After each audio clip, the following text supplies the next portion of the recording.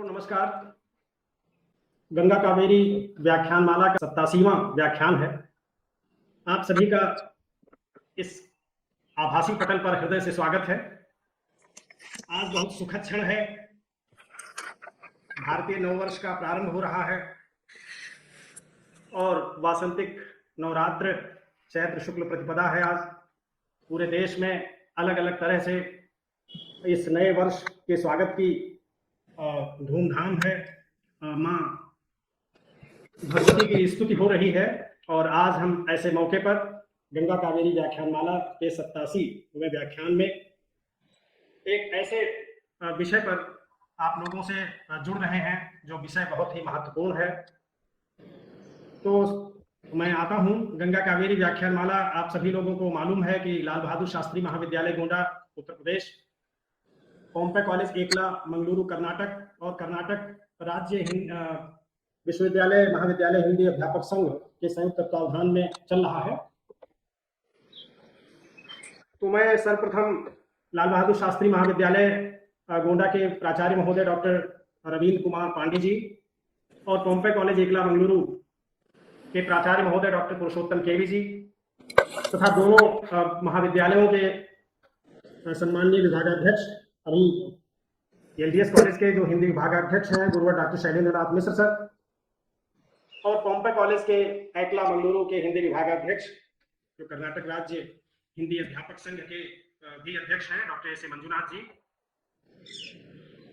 और आप सभी आदरणीय प्रतिभागीगण, विद्वज्जन, प्राध्यापक बंधु, शोधार्थी बंधु एवं प्रिय विद्यार्थियों, आज बहुत खुशी का मौका है कि कबीर का घर विषय पर हमसे बातचीत करने के लिए, अपना वक्तव्य प्रस्तुत करने के लिए बिल्कुल गंगा के तट पर काशी हिंदू विश्वविद्यालय के जो हिंदी विभाग के आचार्य हैं आदरणीय प्रोफेसर सदानंद शाही जी हमसे जुड़ चुके हैं। मैं उनका इस कार्यक्रम में सबसे पहले तो स्वागत करता हूं। आज उनका वक्तव्य विषय है कबीर का घर।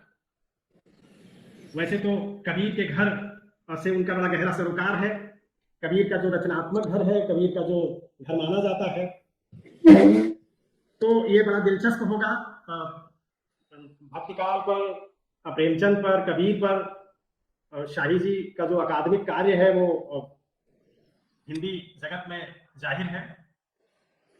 तो मैं बहुत आदर के साथ आपका स्वागत करता हूं और आपका संक्षिप्त परिचय देने के लिए अपने मित्र जो कर्नाटक में मंगलुरु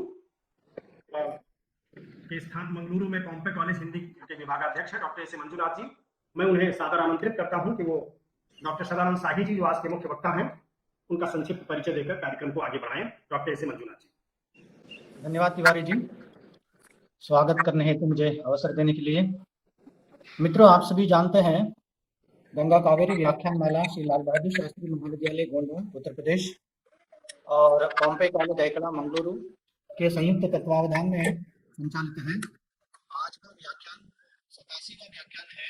अब तक 86 व्याख्यान हो चुके हैं और परिचय देने से पहले मैं आप सभी को हिंदू नववर्ष जो युगादि, हम यहाँ पर युगादि के नाम से मनाते हैं, इस युगादि पावन पर्व जो है इसका मैं आप सभी को इसकी शुभकामनाएं देता हूँ।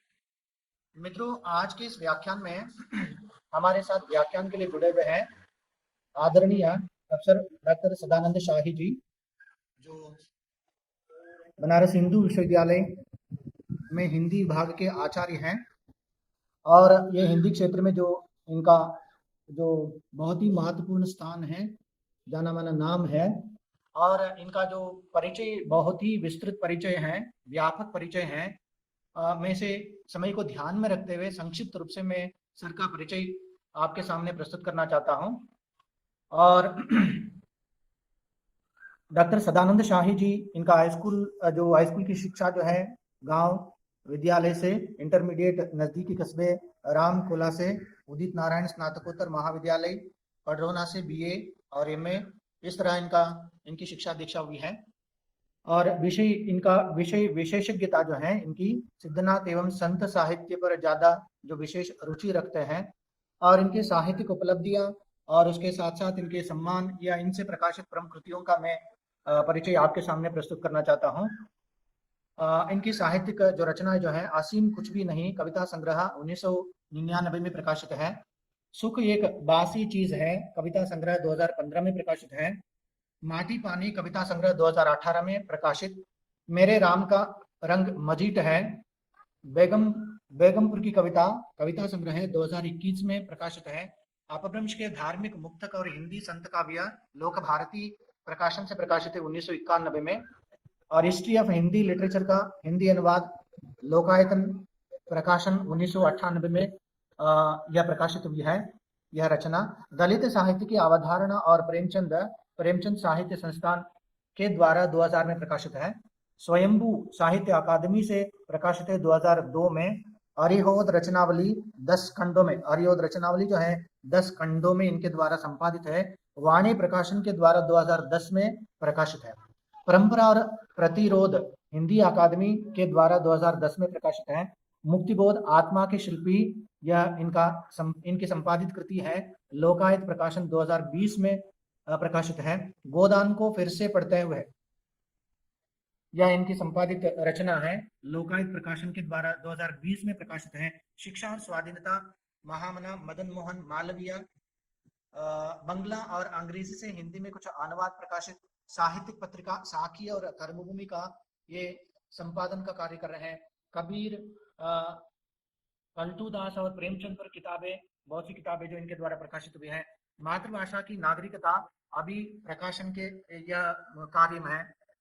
इनकी साहित्यिक और मतलब पठन पाठन की जो सेवा जो है, सेवा को ध्यान में रखते हुए कई सम्मान या पुरस्कारों से ये सम्मानित है। जैसे कि मानसी राम के राष्ट्रपति द्वारा विश्व भोजपुरी सम्मान, मॉरिशस के जो राष्ट्रपति जो है उनके द्वारा विश्व भोजपुरी सम्मान 2014 में प्राप्त है। शब्दम सम्मान 2017 में। सुखदेव सिंह स्मृति कबीर विवेक सम्मान 2019 में ये उस सम्मान से ये पुरस्कृत है। इनकी बहुत सारी उपलब्धियां हैं, उनमें भोजपुरी अध्ययन केंद्र के संस्थापक और समन्वयक ये रह चुके हैं। प्रेमचंद साहित्य संस्थान के संस्थापक एवं निदेशक, भारतीय उच्च अध्ययन संस्थान शिमला के एसोसिएट रह चुके हैं। जर्मनी की डार्ट फेलोशिप के तहत south Asia institute Heidelberg Germany में विजिटिंग फेलो रह चुके 2003 में। और इटली के टोरिनो विश्वविद्यालय में कबीर विषयक व्याख्यान एवं काव्य पाठ इनके द्वारा हुआ है। विश्व भोजपुरी सम्मेलन मॉरिशस में 2000, 2009, 2014 में ये भाग ले चुके हैं। न्यूयॉर्क अमेरिका में आयोजित विश्व हिंदी सम्मेलन 2007 में भारत सरकार का प्रतिनिधित्व ये कर चुके हैं। और भी बहुत सारे जो इनसे संबंधित जो जानकारियां हैं, समय को ध्यान में रखते हुए मैं आज के हमारे मुख्य वक्ता जो है डॉक्टर प्रोफेसर सदानंद शाही जी का हमारे इस कार्यक्रम में स्वागत करते हुए मैं आज इनका विषय जो है कबीर का घर है, इनका विषय, इस विषय पर अपना वक्तव्य प्रस्तुत करेंगे। सर, मैं आपका स्वागत करता हूँ। धन्यवाद डॉक्टर श्री मंजुनाथ जी, आपने मुख्य वक्ता डॉक्टर सदानंद शाही जी का परिचय दिया है। वैसे तो परिचय चूंकि हमारी परिपाटी है और जो वक्ता आते हैं हमें उन्हें उनका संक्षिप्त परिचय देना होता है। वो सुपरिचित नाम है और साखी पत्रिका के संपादक के रूप में निर्गुण संतों पर जो आपका काम है, प्रेमचंद पर जो आपका काम है, और इस तरह से ढेर सारी जो आपकी अकादमिक और रचनात्मक गतिविधियां हैं, उनके नाते आप लगातार अपना ध्यान, लोगों का ध्यान अपनी ओर आकृष्ट करते रहे अपने काम के जरिए। तो मैं बहुत आदर के साथ उन्हें आज के वक्तव्य विषय कबीर का घर पर बोलने के लिए मैं आमंत्रित करता हूँ। आपका स्वागत है सर। धन्यवाद तिवारी जी। डॉक्टर मंजुनाथ जी और हमारे बहुत पुराने मित्र शैलेंद्र मिश्र जी और इस व्याख्यान माला से जुड़े हुए, आभासी माध्यम से जुड़े हुए सभी मित्रगण,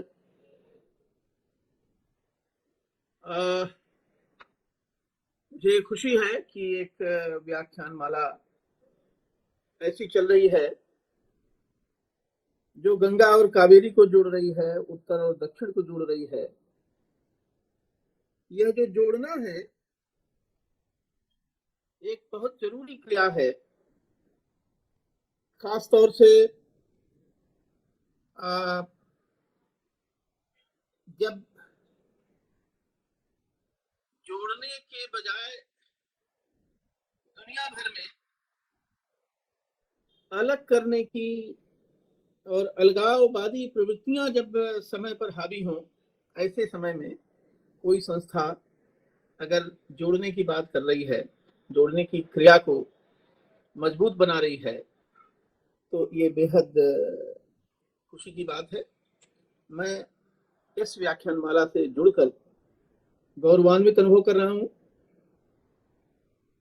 मंजुनाथ जी ने जब बात की तो मुझे लगा कि इस जोड़ने की प्रक्रिया में एक महत्वपूर्ण प्रतीक उत्तर भारत से कबीर है, इसलिए कबीर पर बातचीत करने का निर्णय मैंने किया। वैसे भी जो भक्ति की धारा है, वो भक्ति की धारा भी उत्तर और दक्षिण से जोड़ती है, और उस जोड़ने के क्रम में कबीर का नाम बेहद महत्वपूर्ण है। साउंड क्लियर है। आप सबने वीडियो नहीं जा रहा होगा आपका, वीडियो पढ़ा होगा होगा कि भक्ति द्राविण उपजी लाए रामानंद, प्रकट किया कबीर ने सात दीप नवखंड। तो ऐसा नहीं है कि उत्तर और दक्षिण को जोड़ने का काम हम आज नए सिरे से कर रहे हैं।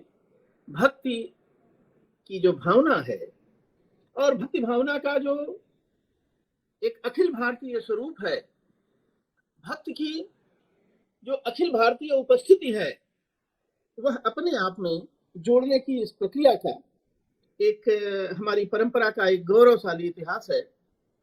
तो इसलिए मुझे उचित लगा कि इस गौरवशाली इतिहास की एक महत्वपूर्ण कड़ी कबीर के बहाने हम बात करें और कबीर के घर के बहाने बात करें। मित्रों, घर एक ऐसी चीज है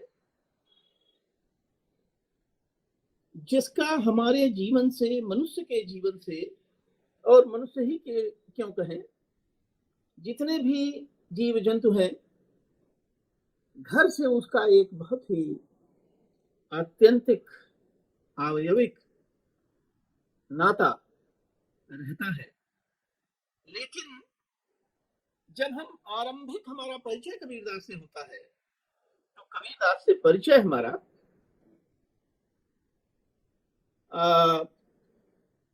ऐसे व्यक्ति से होता है जो घर जलाने की बात करता है।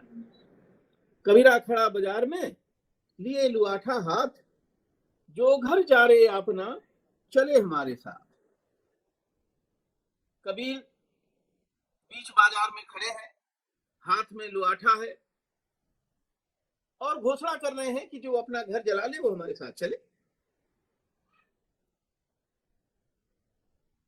तो ये जो दोहा है कबीर का, कबीर से जैसे ही हमारा परिचय होता है, उस परिचय के साथ ही इस दोहे से हम परिचित होते हैं और घर के बारे में कबीर का एक खास दृष्टिकोण एक घर जलाने वाले व्यक्ति के रूप में हमारे सामने आता है। जैसा कि मैंने शुरू में कहा कि घर एक बेहद जरूरी चीज है मनुष्य के लिए, कबीर के लिए भी घर बेहद जरूरी है। और अनेक ढंग से कबीर ने घर की चर्चा की है, कई तरह से घर को याद किया है। संतों घर में झगड़ा भारी, घर में एक भारी झगड़ा चल रहा है, कबीर उसकी भी चर्चा करते हैं। कबीर अभी हमने एक दोहा पढ़ा जिसमें घर जलाने की बात कर रहे हैं। अवधू गगन मंडल घर कीजिए, तो एक घर बनाने की बात भी करते हैं। तो मैं आपसे जो बातचीत आज करना चाहता हूं, एक जो हमारे दिमाग में एक सामान्यीकृत सी छवि बनी हुई है कि कबीर घर जलाने वाले हैं, बात यहीं से मैं शुरू करूंगा। एक और दोहा कबीर का आप सबने सुना होगा, हम घर जा रहा अपना लिए लुआठा हाथ, अब घर जारो तासु का जो चले हमारे साथ। अब एक बात तो समझ लीजिए कि कबीर ऐसे कवि हैं जिनके साथ अगर चलना है तो घर जला के चलना है, और आप कबीर को धोखा भी नहीं दे सकते कि कह दिया कि हाँ हम अपना घर जला के आए हैं। वो ये भी कह रहे हैं कि अब घर जारो तासुगा। अगर आप नहीं जला पा रहे हैं अपना घर, लेकिन आप कबीर के साथ चलना चाहते हैं, तो कबीर के हाथ में जो लुआठा है आपका घर, उससे जला देंगे। यानी कबीर के साथ चलने की एक बुनियादी शर्त है, या तो खुद अपना घर जला के आओ, या कबीर आपका घर जला देंगे। विचार करें कि ये कैसा घर है जिस घर को जलाने की बात कबीर कर रहे हैं, जिसे कबीर जला देना चाहते हैं। क्योंकि घर बनाना एक बहुत ही मुश्किल काम है सामान्य आदमी के लिए, बहुत चुनौतीपूर्ण काम है। और थोड़े दिन पहले तक एक जीवन भर की उपलब्धि माना जाता था कि आपने घर बना लिया कि नहीं बना लिया, आपने बेटी की शादी कर ली कि नहीं कर ली। ऐसी तमाम सारी बातें समाज में, लोक में प्रचलित रही हैं। ऐसे में एक कवि है जो घर जलाने की बात कर रहा है, और वह घर जलाने की बात कर रहा है, फिर भी लोग उसके पीछे चल रहे हैं। उसके पीछे चलने के लिए 600 वर्ष से ज्यादा समय हो गया, लाइन लगी हुई है लोगों की। वो फटकार करता था कि घर जला कर आओ। तो किस घर को जलाने की बात कबीर कह रहे हैं, ये हमें समझना चाहिए। एक तो हम जो रहते हैं वो केवल सीमेंट और बालू और ईंट और गारे से बना हुआ घर, उसी में नहीं रहते हैं। हम विचारों के एक घर में रहते हैं, हम संस्कारों के एक घर में रहते हैं। ये जो भौतिक घर है, इसको बना लेना या इसको तोड़ देना आसान है, लेकिन हम जिन विचारों के, संस्कारों के घर में रहते हैं, उस घर को तोड़ना, उस घर को जलाना, उस घर को नए सिरे से बनाना, ये एक बहुत कठिन चुनौती है। मित्रों, एक बात मैं कह दूं कि ये जो सारा साहित्य है दुनिया का, किस लिए है? जो हम साहित्य पढ़ते हैं, पढ़ाते हैं, गाते हैं कबीर के गीत, किस लिए गाते हैं? इसलिए गाते हैं, इसलिए साहित्य पढ़ते हैं कि हम मनुष्य बनना चाहते हैं। हमारी जो ऋग्वेद के ऋषि ने कहा था, एक संकल्पना दी थी, मनुर्भवा, मनुष्य बनिए, एक मुकम्मल मनुष्य बनिए, एक बेहतर मनुष्य बनिए। और मनुष्य का अर्थ है वह जो मनन करे, जो विचार करे, जो चिंतन करे, वह मनुष्य है। तो कविता, साहित्य हमको बेहतर मनुष्य बनाने की एक विधि है, जिसको मुक्तिबोध कहते हैं कि अंतःकरण का आयतन संक्षिप्त है। तो साहित्य की भूमिका हमारे अंतःकरण के आयतन का विस्तार करने की है। और हम देखते हैं कि कबीर की कविता हमें निरंतर एक बेहतर मनुष्य बनने की ओर प्रेरित करती है, ले जाती है। और जो घर जलाने का प्रस्ताव कबीर कहते हैं, वह जो घर जलाने का प्रस्ताव करते हैं, वह प्रस्ताव भी एक तरह से हमें बेहतर मनुष्य बनाने का प्रस्ताव है। कैसे है? मैं एक बहुत खूबसूरत ढंग से इस बात को हिंदी के कवि सर्वेश्वर दयाल सक्सेना ने कही है। उनकी एक कविता है कि मैंने जब जब सिर उठाया, अपने ही चौकट से टकराया, जिन लोगों को सर्वेश्वर दयाल सक्सेना को देखने का सौभाग्य मिला होगा वो जानते होंगे कि खूब लंबे थे। तो उनकी लंबाई को ध्यान में रखें तो कविता का मर्म समझ में आएगा। मैंने जब जब सिर उठाया अपने ही चौखट से टकराया, सिर झुका आओ बोले भीतर की दीवारें, सिर झुका आओ बोला बाहर का आसमान, दोनों ने मुझे छोटा करना चाहा, बुरा किया मैंने जो ये घर बनाया। तो एक घर ऐसा है जो आदमी को छोटा करता है, एक घर ऐसा है, दीवारें ऐसी हैं जो आदमी और आदमी को बांटने का काम करती है। आप गंगा कावेरी व्याख्यान माला चला करके जोड़ने का काम कर रहे हैं, लेकिन कुछ दीवारें हैं जो इस पार और उस पार करके आदमी और आदमी को बांटने का काम कर रही है, आदमी को छोटा बनाने का काम कर रही है, सीमित करने का काम कर रही है, भेद पैदा करने का काम कर रही है। कबीर ऐसे घर को दिलाना चाहते हैं जो घर आदमी को छोटा बना रहा हो, आदमी की सोच को बना रहा हो, छोटा बना रहा हो, आदमी और आदमी के बीच भेद बुद्धि पैदा कर रहा हो, किसी को ऊंचा और किसी को नीचा बता रहा हो, अपने और पराये में बांट रहा हो, ऐसे घर को, ऐसी दीवालों को कबीर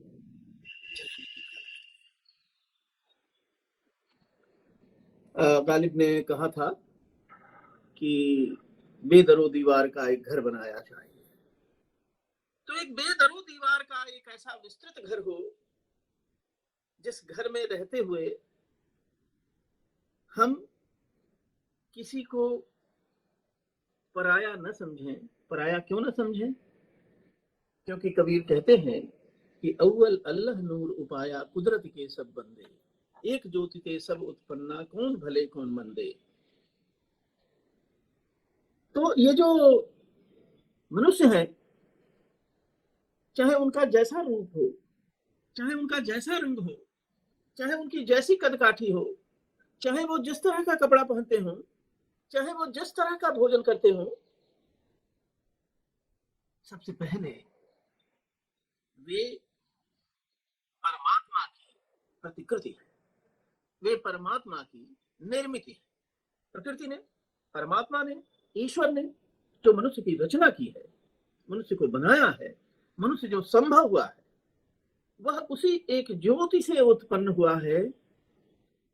ये जो तरह तरह के स्तरीकरण हैं, काले और गोरे का, ऊंच और नीच का, ब्राह्मण और शूद्र का, ये जितने तरह के स्तरीकरण बनाए गए हैं, वह मनुष्य के द्वारा किसी न किसी निहित स्वार्थ के नाते बनाए गए।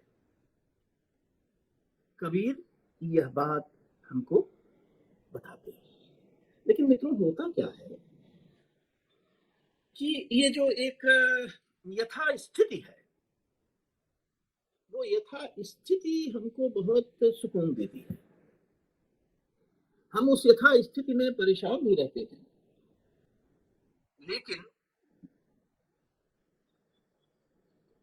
उसे छोड़ना भी नहीं चाहते, क्योंकि एक खास तरह का अभ्यास हमारा है, एक खास तरह की मनोदशा में रहने का अभ्यास है। उस अभ्यास के चलते और किसी नई राह पर चलने में एक तरह की आशंका दिखाई पड़ती है, डर दिखाई पड़ता है, इसलिए हम नई राह पर नहीं चलना चाहते हैं।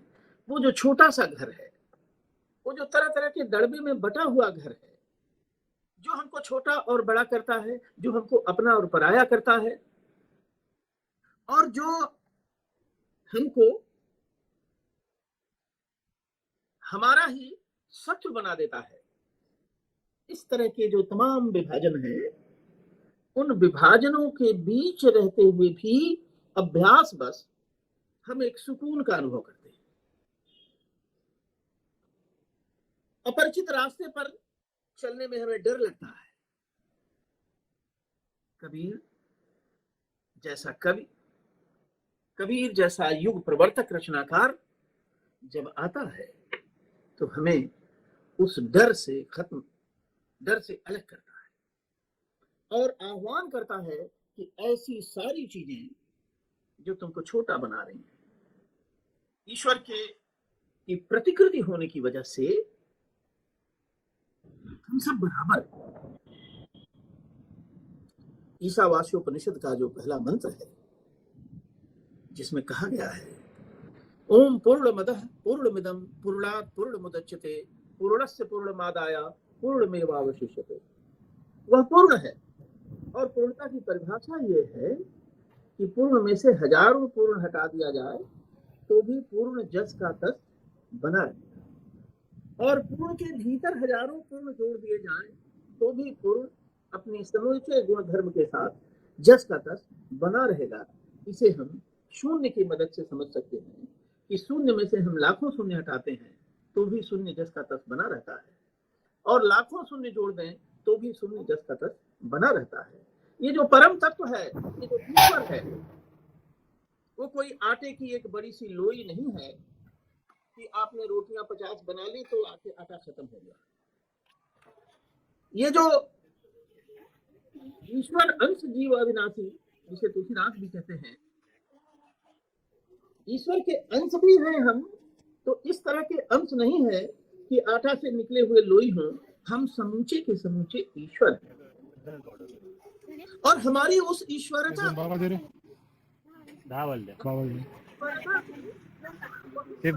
कैटेगरीज है, मानव निर्मित बहुत सारी जो वो श्रेणियां हमारी उस ईश्वरता को छोटा करती हैं, उसे लघु बनाती हैं।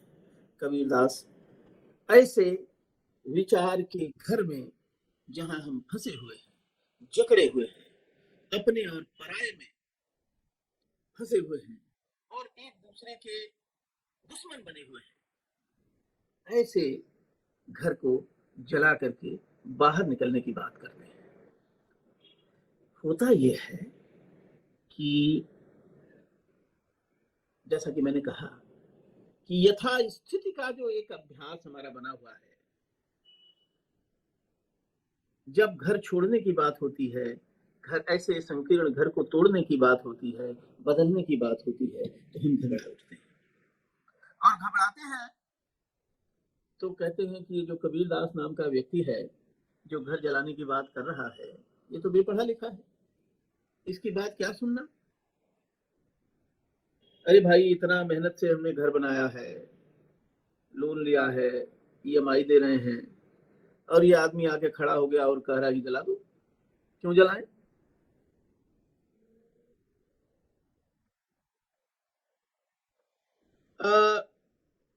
कबीर के बारे में कहा जाता है कि साहब वो पढ़े लिखे नहीं थे और पढ़े लिखे लोगों से उनका संबंध नहीं था, उनसे दूर ही दूर रहते थे और अपना उपदेश ऐसे लोगों के बीच सुनाया करते थे जिनकी पढ़ाई लिखाई नहीं थी। ठीक बात है, लेकिन यह भी विचार करना चाहिए ऐसा कहने के पहले कि कबीर के समय में और आज भी पढ़े लिखे लोग कितने थे, पढ़ने लिखने की सुविधा किनको थी, कितने ऐसे लोग थे जो पढ़ाई लिखाई की दुनिया से बाहर कर दिए गए थे। तो एक बृहत्तर सामाजिक समूह को कबीर संबोधित कर रहे थे, और ऐसा नहीं है कि कबीर सिर्फ उनको संबोधित कर रहे थे जो सामाजिक संरचना के भीतर पढ़ाई लिखाई जिनके लिए नामुमकिन थी, जो समाज की मुख्य धारा से बाहर कर दिए गए थे। कबीर केवल उनको नहीं संबोधित करते हैं, संबोधित उनको भी करते हैं जो व्यवस्था के केंद्र में बैठे हुए थे और तमाम तरह की श्रेणियां ऊंच नीच की बनाई जा रही थी। कबीर उनको भी संबोधित करते हैं, और कबीर जब कहते हैं कि हद चले सो मानवा बेहद चले सो साथ, हद बेहद दो तजय ताकर मत आगात। आप बैठे हो व्यवस्था के शिखर पर और व्यवस्था बना रहे हो, ऐसी व्यवस्था बना रहे हो जो अन्यायपूर्ण है, तुम भी एक बंधन में हो। याद करिए यू आर अनंत मूर्ति का जो उपन्यास है संस्कार, एक संस्कार की वजह से एक पढ़ा लिखा विद्वान सारे धर्म ग्रंथों का अध्ययन किया हुआ जो उसका चरित्र है प्राणेशाचार्य, कितने बंधन में बंधा हुआ है। तो जो हद में है उसके लिए भी बंधन है, जो बेहद है उसके लिए भी बंधन है। कबीर हर तरह के जब घर जलाने की बात करते हैं तो हर तरह के बंधन को जलाने की बात करते हैं। तो इसीलिए ऐसे लोगों की तादाद ज्यादा है जो घर जलाने वाले कबीर के साथ जाना चाहते हैं, कबीर के पीछे चलना चाहते हैं। केदारनाथ सिंह की एक पंक्ति याद आ गई, बिजली चमकी पानी गिरने का डर है, वे क्यों भागे जाते हैं जिनके घर है। तो घर जो है लेकिन उस घर ने हमको जकड़ लिया है, छोटा बना दिया है। हम जो ईश्वर की प्रतिकृति थे, अपने और पराये में बट करके हम एक बहुत ही तुच्छ प्राणी में बदल गए। वह तुच्छता हमें परेशान करती है। कबीर हमको आभास उस तुच्छता की दिलाते हैं और कहते हैं कि जब तक तुम इस घर को, इस सीमा को, इस ऊंच नीच के भेद को खत्म नहीं करोगे तब तक तुम मुकम्मल मनुष्य नहीं बन सकते हो। इसलिए वो जो हमारी परंपरा का घर है, वह जो हमको विरासत में मिला हुआ घर है, जो हमें तरह तरह के खानों में रखता है कि साहब ये तो यूनिवर्सिटी के प्रोफेसर हैं, साहब ये तो कॉलेज के प्रोफेसर हैं, साहब ये तो प्राइमरी स्कूल में पढ़ाते हैं। ये सारी चीजें बेमतलब हैं, ये सारी चीजें व्यर्थ हैं। ये श्रेणी विभाजन के लिए नहीं है, ये ऊंच नीच के लिए नहीं है। इस व्यर्थता का आभास कबीर हमको कराते हैं और ऐसे घर को जलाने की बात करते हैं जो घर आदमी को आदमी के स्तर से नीचा गिराता है, नीचे ले आता है। और फिर एक नए घर की तामीर की बात करते हैं। शुरू में मैंने कहा था कि कबीर का भी काम बिना घर के नहीं चलने वाला है। तो वो घर जलाने के बाद, घर से बाहर निकलने के बाद एक नए घर की तामीर करते हैं। कैसा घर है वो? अवधू गगन मंडल घर कीजे, अमृत झरे सदा सुख उपजे, बंक नाली रस पीजे। एक अलग तरह का घर है जहां अमृत बरस रहा है, जहां सुख उपज रहा है। वह घर नहीं है जिस घर में भारी झगड़ा है, झगड़े वाले घर से दूर। कबीर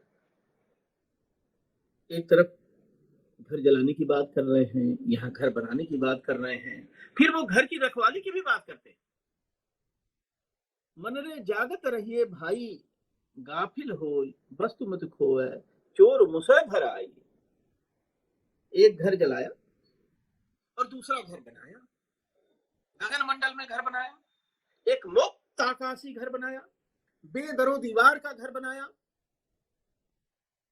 लेकिन वहीं आकर के हमें निश्चिंत नहीं हो जाना है कि हाँ हमने बेदरो दीवार का घर बना दिया है, गगन मंडल में घर बना लिया है और अब हमारा कुछ हो नहीं सकता, कुछ बदल नहीं सकता।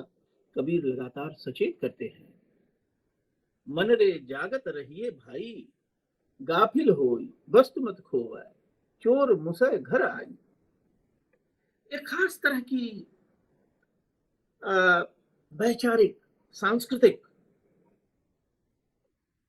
जो हमारा एक वैदिक मंत्र है कि तमसो मां ज्योतिर्गमया, हम अंधेरे से उजाले की ओर चलें,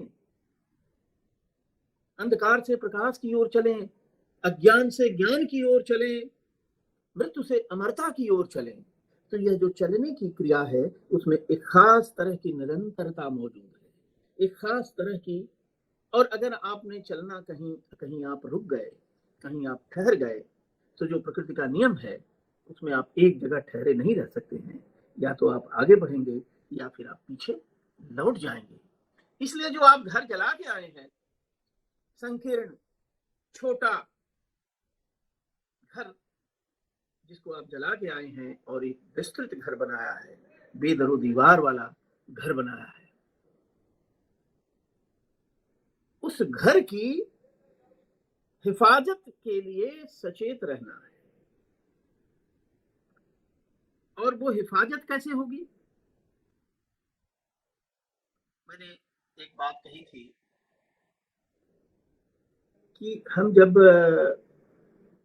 एक खास तरह की यथास्थिति जो होती है, उसमें एक खास तरह की समझौता परिस्थिति होती है, एक खास तरह का डर होता है हमारे साथ, और हम नए मार्ग का अनुसरण नहीं करते।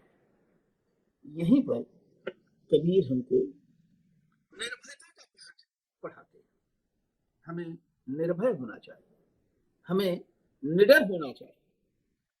कुमार गंधर्व का गीत आप सुनिए, गायन सुनिए कुमार गंधर्व का, निर्भय निर्गुण के गुण गाऊं। ये जो निर्भयता है, ये जो अभयता है,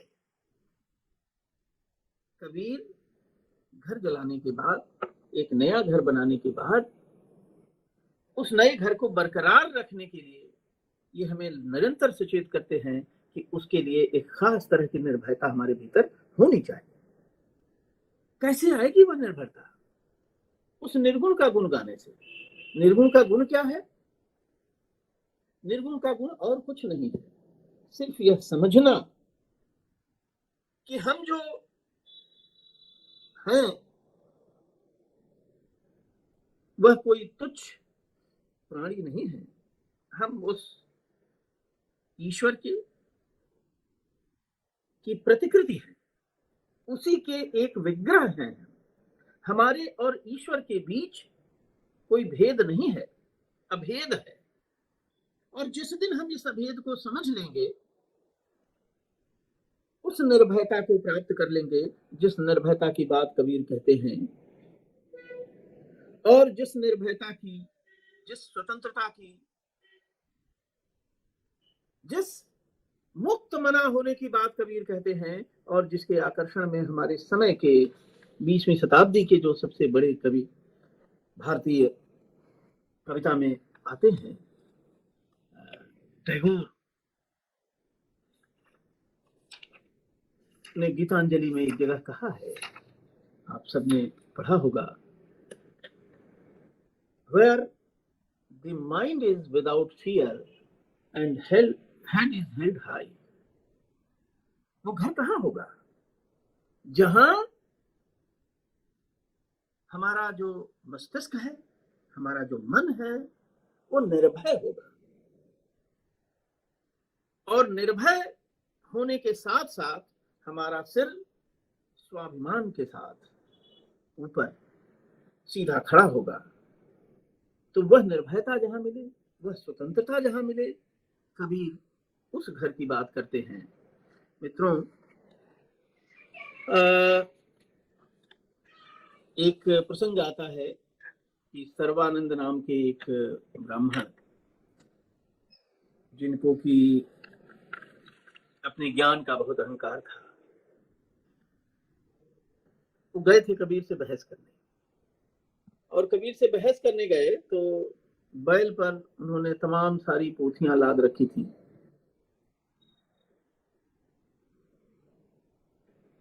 पहुंचे तो पूछा एक लड़की से कि कबीर का घर कहाँ है, मैं वहां जाना चाहता हूँ, कबीर से बहस करना चाहता हूँ, शास्त्रार्थ में कबीर को परास्त करने आया हूँ, इतने सारे ज्ञान और पोथियों को लादे पर। तो लड़की मुस्कुराती है और कहती है कि जन कबीर का शिखर घरा, बाट सलैली सैल, पावन टिके पिपीलिका, लोगन लादे बैल। तो कबीर का घर तो शून्य शिखर पर है, उस ऊंचाई पर है। ठीक है कि इसमें एक आध्यात्मिक और रहस्यवादी ऊंचाई का अर्थ भी हम ले सकते हैं, लेकिन सच बात यह है, एक बात हमको और याद कर लेनी चाहिए। बहुत हिंदी साहित्य के विद्यार्थी होने के नाते हम लोग कई सारे भ्रमों में रहते हैं। भ्रमों में रहने की हमारी आदत है।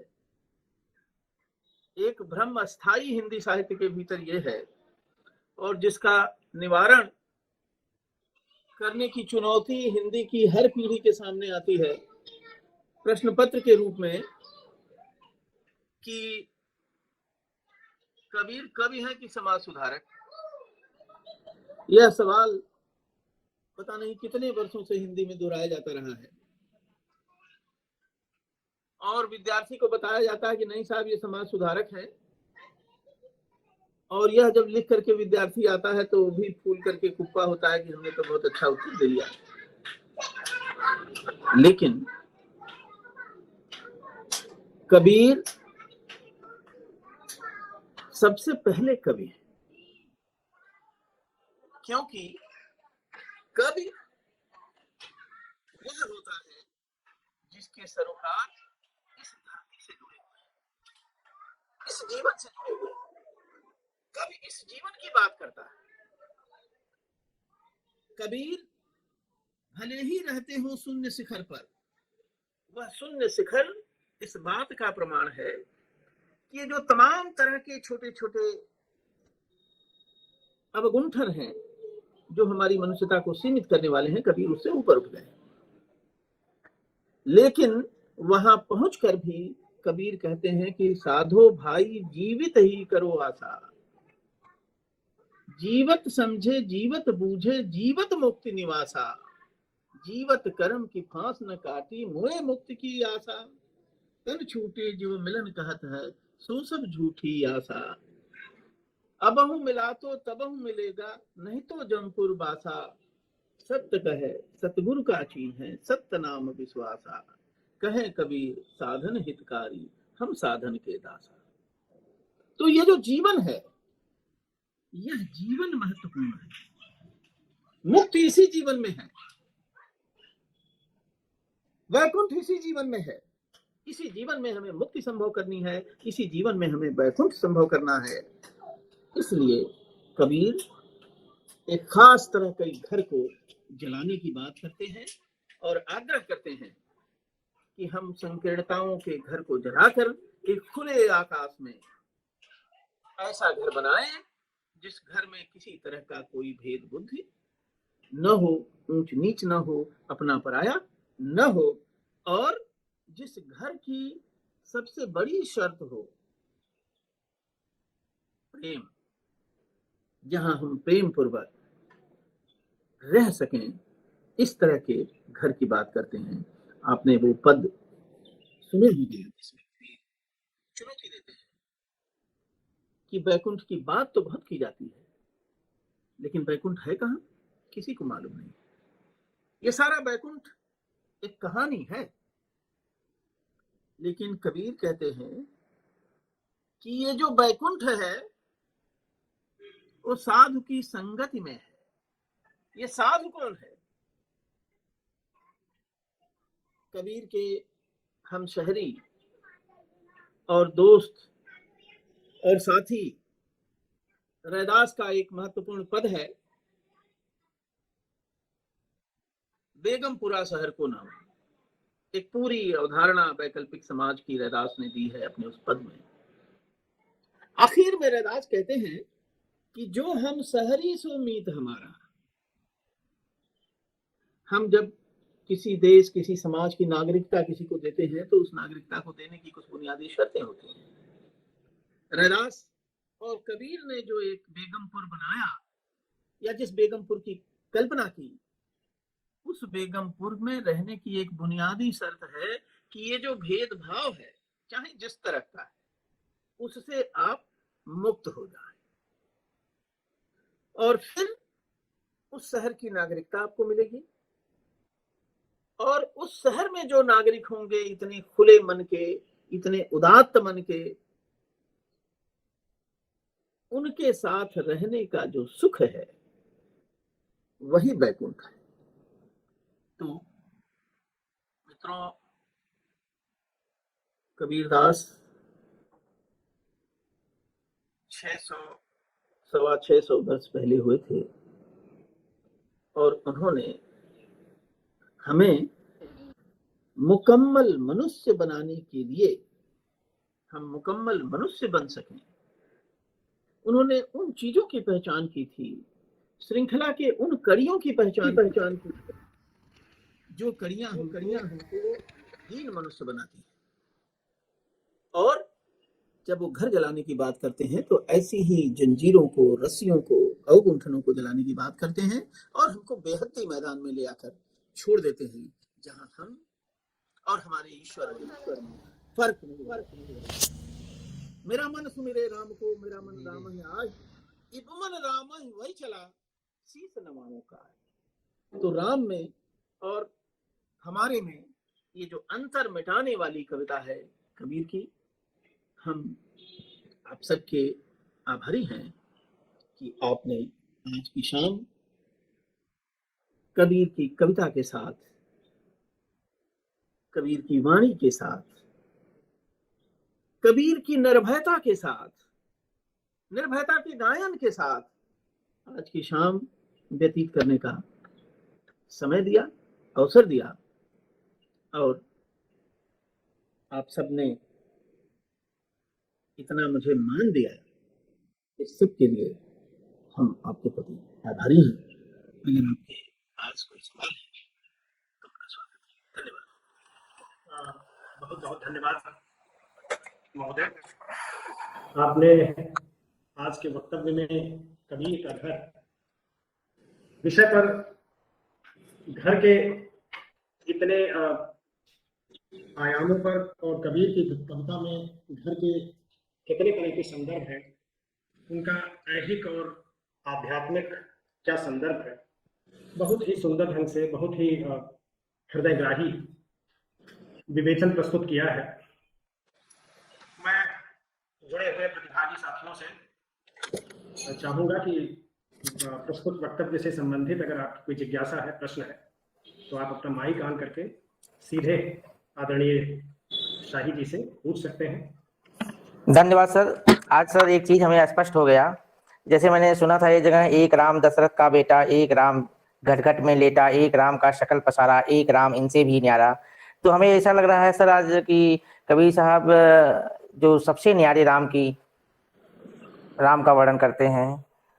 और तो सर इसके बारे में कुछ आपने जो बताया घर के बारे में आज कुछ क्लियर हो गया, कौन सा घर हमें जलाना है।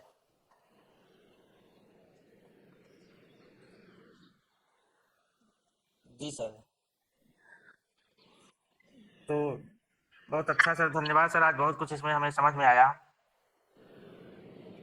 तो क्या ये संत थे सर कि कवि थे? अभी तक यही हम नहीं समझ पा रहे हैं। सर ये बात हम भी नहीं समझ पाए हैं सर, क्षमा चाहेंगे सर। ये संत थे क्या? संत की श्रेणी में रखा जाए? क्योंकि कुछ ऐसा वर्णन मिलता है कई जगह हमें, हम बहुत भ्रम में पड़ जाते हैं। और कोई सवाल हो तो एक साथ ही सवाल हम ले लेते हैं। हाँ जी, प्रणाम सर। सर मेरी आवाज आ रही है? हाँ, पूछिए।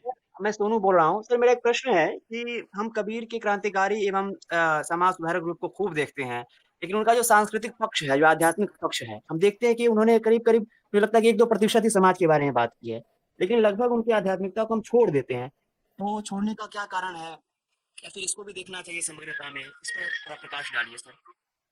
प्रणाम। और कोई प्रश्न? सर प्रणाम। मैं कानपुर से योगेश श्रीवास्तव निवेदन कर रहा हूँ। जी स्वागत है, पूछिए।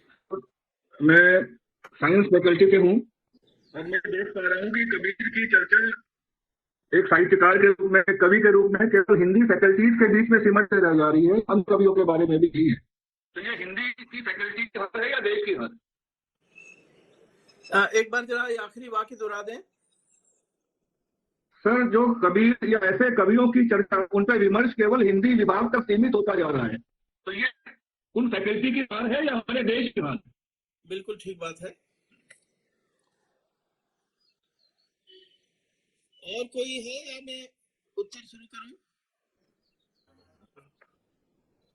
और कोई प्रश्न अगर है तो जी मतलब यह प्रश्न ले लेते हैं, उसके बाद सर एक एक करके उत्तर देंगे।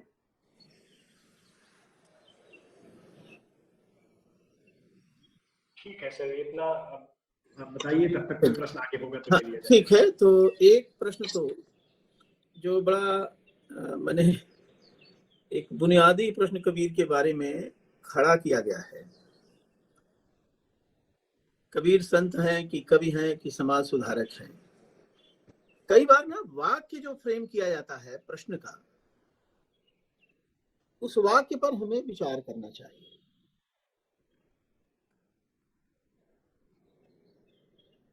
जैसे ये प्रश्न आता है कि कबीर कवि हैं या समाज सुधारक। एक बात तो ये समझ लीजिए कि ये जो समाज सुधार का आंदोलन है, ये कबीर के बहुत बाद का है। ये 19वीं शताब्दी की शब्दावली है जिसमें समाज सुधार की बातें शुरू हुई, और हमने पाया कि बहुत कुछ कबीर में है जिसके रास्ते हम चलें तो हम समाज का सुधार कर सकते हैं।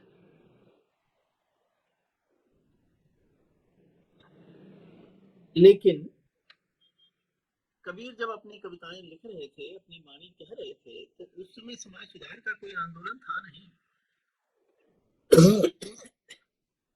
तो जितने कवि हैं, मैंने शुरू में ही कहा कि कविता का काम क्या है। कविता का काम है हमें बेहतर मनुष्य बनाना, हमारे अंतःकरण के आयतन का विस्तार करना।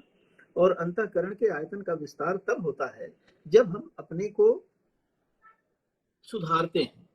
अपने भीतर जो अवगुंठन आ गए हैं, जो बाधाएं आ गई हैं, कबीर के शब्द में कहें तो जो विगूचन आ गया है, उस विगूचन से, उस विकृति से, एक होती है प्रकृति और एक होती है विकृति, उस विकृति से अपने को मुक्त करें, तब हम बेहतर मनुष्य बन सकते हैं। तो आप देखें तो कौन सा ऐसा कवि है, कविता का एक धर्म काव्य शास्त्र में जो विवेचन पढ़ाया जाता है, अत्यंत सौंदर्य बोधक कविता भी जब हमारे सामने आती है और सौंदर्य का, प्रेम का एक चित्र हमारे सामने उपस्थित करती है, तो कहीं ना कहीं हमारे चित्त का, हमारा चित्त जो है वो निर्मल होता है, उसका ऊर्ध्वगमन होता है, उसका सब्लिमेशन होता है। तो चित्त का जो सब्लिमेशन होता है, उसका ऊर्ध्वगमन होता है, वह ऊर्ध्वगमन कहीं ना कहीं एक तरह की, उसमें एक तरह के सुधार का कंटेंट रहता है। लेकिन जब हम यह सवाल फ्रेम करते हैं, सवाल यह नहीं फ्रेम करते हैं कि कबीर की कविता में समाज सुधार के कौन कौन से तत्व हैं, या तुलसीदास की कविता में समाज सुधार के कौन कौन से तत्व हैं, कबीर, सूर, तुलसी आदि की कविताओं में कौन से ऐसे तत्व हैं जो हमें बेहतर मनुष्य बना सकते हैं, और बेहतर मनुष्य बना करके हमको, हमारे समाज को एक बेहतर समाज बना सकते हैं, ये सवाल नहीं करते। कबीर के बारे में खासतौर से सवाल करेंगे कि वो कवि है कि समाज सुधारक। जैसे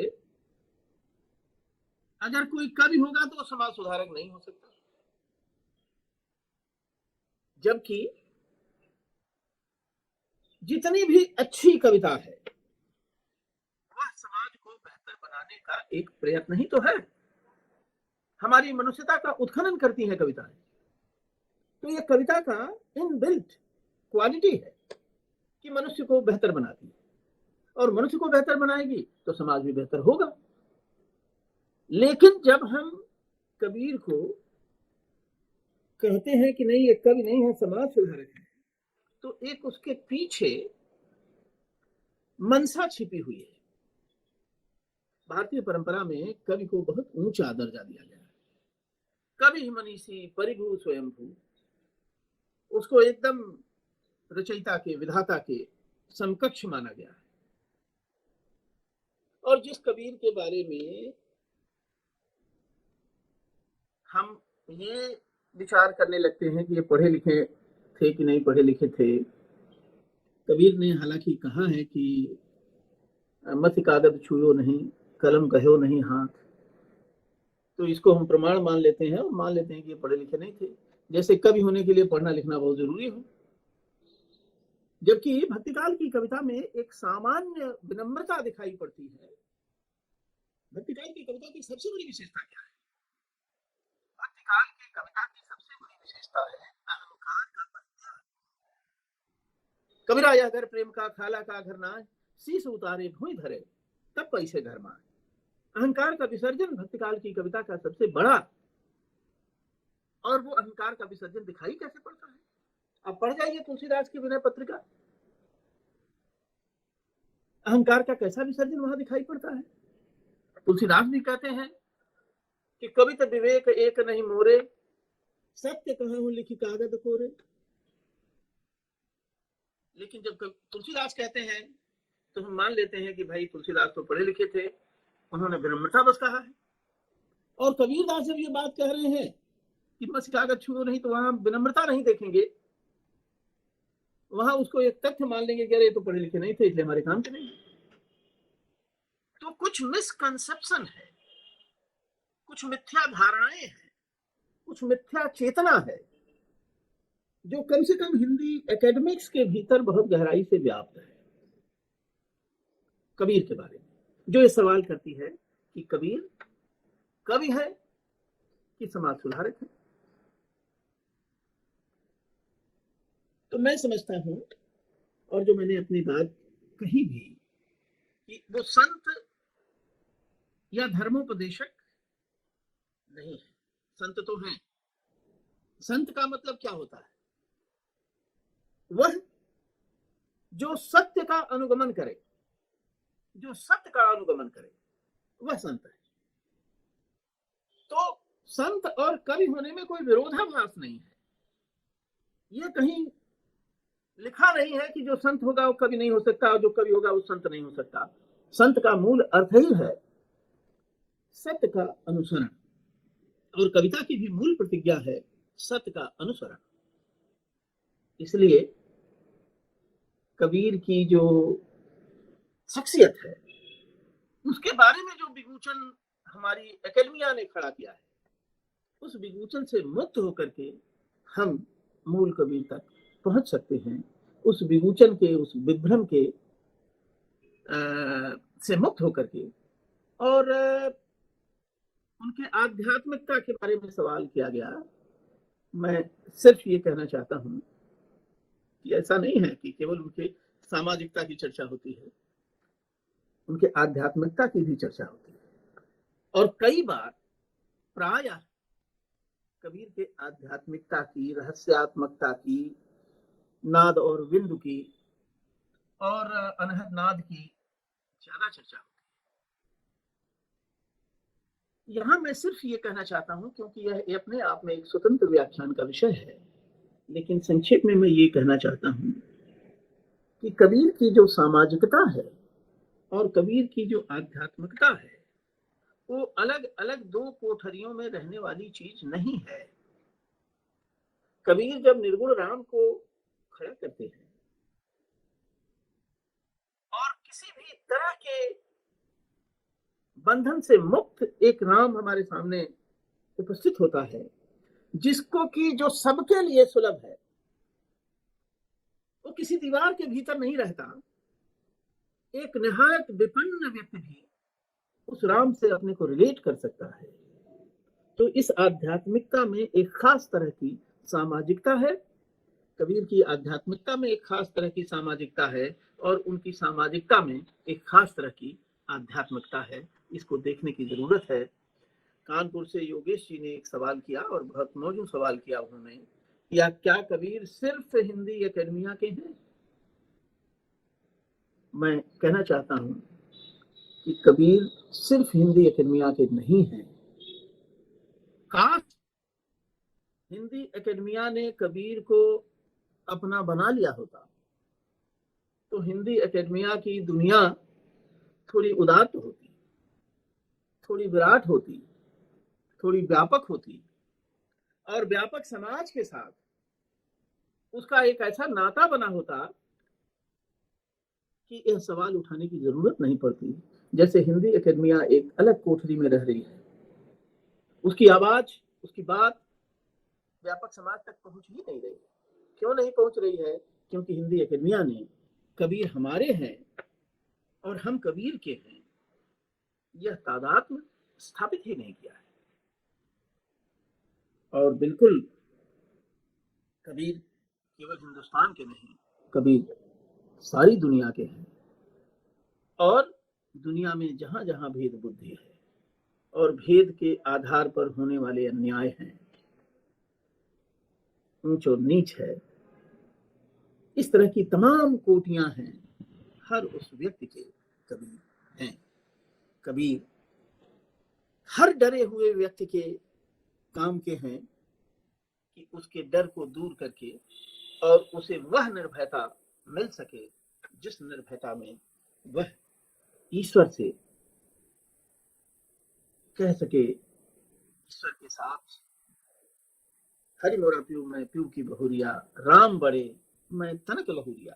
राम बड़े हैं बेशक, लेकिन हम भी उनसे कोई बहुत गए गुजरे नहीं हैं, थोड़े ही छोटे हैं।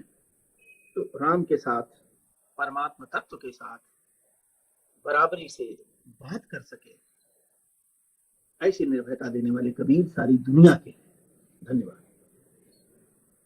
जी, धन्यवाद सर। कोई प्रश्न अगर और है तो आप अपना माइक ऑन करके पूछ सकते हैं। जो भी प्रतिभागी साथी जुड़े हुए हैं। सर बस एक जिज्ञासा और है कि हजारी प्रसाद देवी ने कहा है कि कबीर ने सबसे अधिक नाथ पंथ की आलोचना की है, तो कबीर ने सबसे अधिक नाथ पंथ की आलोचना की है, उन्होंने क्या है, तो इसको लेकर थोड़ा प्रकाश डालिए सर। सर मेरा भी एक प्रश्न है सर। सर मेरा प्रश्न ये है कि मैं सर रिसर्च करना चाहता हूँ और टॉपिक अपना कबीर का घर बना सकता हूँ। जी, एक तो सोनू जी ने जो नाथ पंथ को लेकर सवाल किया, ये जो प्रश्न आमंत्रित किया गया है, मैं समझता हूँ कि आज के वक्तव्य को लेकर के प्रश्न आमंत्रित किया गया है। ये एक नाथ पंथ की आलोचना जहां भी कबीर ने की है, संक्षेप में मैंने एक तरह से अपने व्याख्यान में उसका उत्तर दे दिया है। जब कबीर कहते हैं कि आप गाफिल मत होइए, गफलत में मत पड़िए, अपने घर की सुरक्षा करिए। कभी भी चोर आपके घर के भीतर आ सकता है और आपकी कीमती वस्तुएं चुरा सकता है।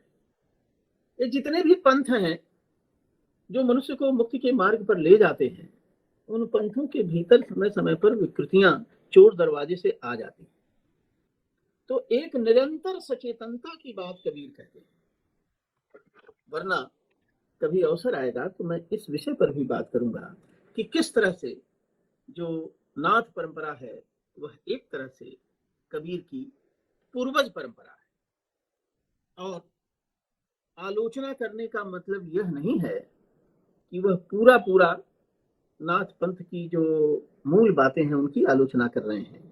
जो चोर मुसा घर आई, घर के भीतर जो चोर दाखिल हो गया है और विकृति पैदा कर रहा है, कबीर ने उसकी आलोचना की है। और जो बंधु कबीर के घर पर रिसर्च करना चाहते हैं उनका स्वागत है, बिल्कुल करिए। और यहाँ मैं आपको बस शुभकामना दे सकता हूँ। बाकी आप इस विषय पर बात करने के लिए मुझसे संपर्क कर सकते हैं, अपने गुरुओं से संपर्क कर सकते हैं। धन्यवाद सर। हमारे लिए सर, हाँ पूछिए सर मैं जैसे केदारनाथ सिंह पर सर कार्य करने का इच्छुक हूँ, आप सर उनके बहुत करीबी भी रहे हैं सर, तो आपसे सर मुलाकात हो सकती है? क्यों नहीं हो सकती यार, हम इसी धरती पर हैं। आप फोन ले लीजिए मेरा, बनारस आ जाइए, स्वागत है। हाँ सर। और कोई प्रश्न है किसी प्रतिभागी साथी का? नहीं तो हम आगे बढ़ते हैं। संपर्क सूत्र चाहते थे सर आपके मुखार बिंद से सर। हम नंबर बता देंगे दिनेश जी। जी थैंक यू सर का जो है कांटेक्ट नंबर बता देंगे। Thank you. तो सर का बहुत ही मूल्यवान वक्तव्य आज। हेलो जी मनोज श्रीवास्तव जी स्वागत है। हेलो हाँ जी, पूछा है कुछ? जी स्वागत है। जी सर, मैं मनोज श्रीवास्तव दिल्ली से बोल रहा हूँ। हाँ जी बोलिए। मेरी आवाज आ रही है क्या? आ रही है, बोलिए। हाँ सर, मैं मनोज श्रीवास्तव दिल्ली से बोल रहा हूँ। और आपको सबसे पहले इतना सुंदर विचार साझा करने के लिए बहुत बहुत धन्यवाद आपका। और एक जैसे कि कहावत है कि बनारसी मुंहफट होता है, उसको थोड़ा अच्छी भाषा में अस्पष्टवादी होता है। आपका जो लेखन रहा है वो जहाँ तक मैंने उसको जाना समझा तो प्रेमचंद और उसके साथ कबीर पे केंद्रित रहा है, तो दोनों की पृष्ठभूमि भी वही रही है और दोनों में भी बड़ी स्पष्टवादिता कानों की सुनी के बजाय आंखों देखी रही है। तो इस बात को आप अपने लेखन में कहां तक रेखांकित कर पाते हैं? ऐसा है मित्र, ये जो है मैंने ऐसा कुछ खास लिखा नहीं है। और बनारस की एक और खास बात है, और जो कबीर ने हमको सिखाई है, मैं का विसर्जन। कविता के बारे में एक कबीर के दोहे से अपनी बात खत्म करूंगा। आप सबका परिचित दोहा है कि कबीरा यह घर प्रेम का, खाला का घर ना, शीश उतारे भूमि धरे तब पैसे घर में। तो कविता के घर में, साहित्य के घर में अगर आप प्रवेश कर रहे हैं तो एहतियात के साथ प्रवेश करिए। इस एहतियात के साथ, ये जो सिर है आपका, ये जो आपका मैं है, ये जो आपका अहंकार है, उसको घर के बाहर रख दीजिए। ये हमारे लिए कबीर एक मार्गदर्शक सिद्धांत, साहित्य को समझने, बूझने, आचरण में उतारने के लिए कबीर ने एक सिद्धांत हमको दिया है। मैं कोशिश करता हूं कि इसका पालन कर सकूं। सफलता कितनी मिली है ये आप बताएंगे। धन्यवाद जी, धन्यवाद सर। तो जिज्ञासाओं का समाधान भी आपके द्वारा बहुत ही सुंदर ढंग से किया गया हो, और आपने अपने वक्तव्य में जिस तरह से केंद्रित रखा है अपने को कबीर का घर पर, क्योंकि कबीर पर बात करते हुए और जिसने विस्तृत गहन अध्ययन किया हो उसके बहकने की भी संभावना होती है, लेकिन आपने जिस तरह से उस विषय पर ही हद और बेहद, लोक और शास्त्र, ब्राह्मण और शूद्र और सभी तरह के स्तरीकरण के विरोध में कबीर किस तरह खड़े हैं, यथास्थितिवाद को किस तरह वो चुनौती देते हैं, वो किस घर को जलाने की बात करते हैं, झगड़ा वाला घर क्या है, और कहां पर घर बनाने की बात करते हैं। अवधू गगन मंडल में घर कीजिए, तो गगन मंडल जो शून्य शिखर है, या जो आपने गालिब का जो है बेदरो दीवार वाला घर जोड़ा है उससे, और जो मूल बात है कि हम ईश्वर की प्रतिकृति हैं, उन्हीं के विग्रह हैं। बड़ा बहुत ही महत्वपूर्ण व्याख्यान आज का ये हुआ है, और केंद्रीय बात की जो प्रेम की अपरिहार्यता पर वो बल देते हैं, और बहुत ढेर सारा संदर्भ आपने आज के वक्तव्य में प्रस्तुत किया है। तो मैं आगे चल रहा हूँ, और धन्यवाद ज्ञापन हेतु लाल बहादुर शास्त्री महाविद्यालय गोंडा के हिंदी विभाग अध्यक्ष डॉक्टर शैलेंद्रनाथ मिश्र सर को सादर आमंत्रित करता हूँ कि वो आपके प्रति और सभी प्रतिभागी साथियों के प्रति धन्यवाद ज्ञापन करके कार्यक्रम को संपन्नता की ओर ले चले। गुरुवर डॉक्टर शैलेंद्रनाथ। बहुत बहुत धन्यवाद गंगा कबीर व्याख्यान माला के इस महत्वपूर्ण अवसर पर आचार्य डॉक्टर सदानंद शाही जी ने जो समय दिया, उनकी व्यस्तताएं, उनके एकेडमिक चीजों को हम सबको जान रहे हैं। उन्होंने बड़े धैर्य के साथ और बहुत ही सुचिंतित विषय पर उन्होंने अपना वक्तव्य दिया। ये गंगा कावेरी व्याख्यान माला का बड़ा ही जो है समृद्ध करने का एक ऐसा उपक्रम कि उन्होंने अपने बुनियादी चिंतन को ही गंगा कावेरी व्याख्यान माला में व्याख्यान का विषय बनाया।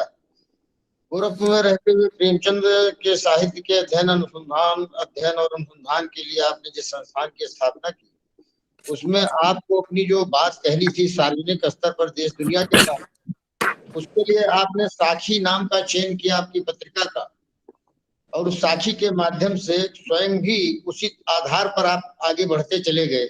आज भी परिचय के क्रम में जब देखा गया तो इतने सारे क्षेत्रों में आपने काम किया है। यद्यपि जो बात है वो बड़ी विनम्रता से आपने कहा कि जो अहं का त्याग है वो कबीर की ही तरह आपने कर रखा है, वो तो एक अलग मामला है। लेकिन आपने जिन ऊंचाइयों का वर्णन किया है अकादमिक क्षेत्र के विभिन्न आयामों को देखने समझने के लिए, हम जैसे लोगों के लिए एक बड़ा अच्छा उपक्रम है आपका। आज के अवसर पर आपने कबीर के माध्यम से जो घर की अवधारणा पर काम बताया और जिस तरीके से उसकी विभिन्न आयामों को हम लोगों के सम्मुख रखने का उपक्रम किया, जिसमें अनंत मूर्ति जी को और रविन्द्रनाथ टैगोर जी को, ऐसे तमाम सारे संदर्भों को लेकर के बड़ा ही जो है विलक्षण व्यक्तित्व, बड़ा ही विलक्षण जो है वक्तव्य रहा आपका। और हम गंगा कावेरी व्याख्यान माला के जो आयोजक गण हैं वो आपके इस वक्तव्य के प्रति बहुत ही अभिभूत हैं। मैं तो बिल्कुल डूब करके सुन रहा था। भारतीय घर की अवधारणा को लेकर के 20वीं शताब्दी के अंतिम दशकों में कुछ चर्चाएं हिंदी साहित्य में केंद्रित हुई थी।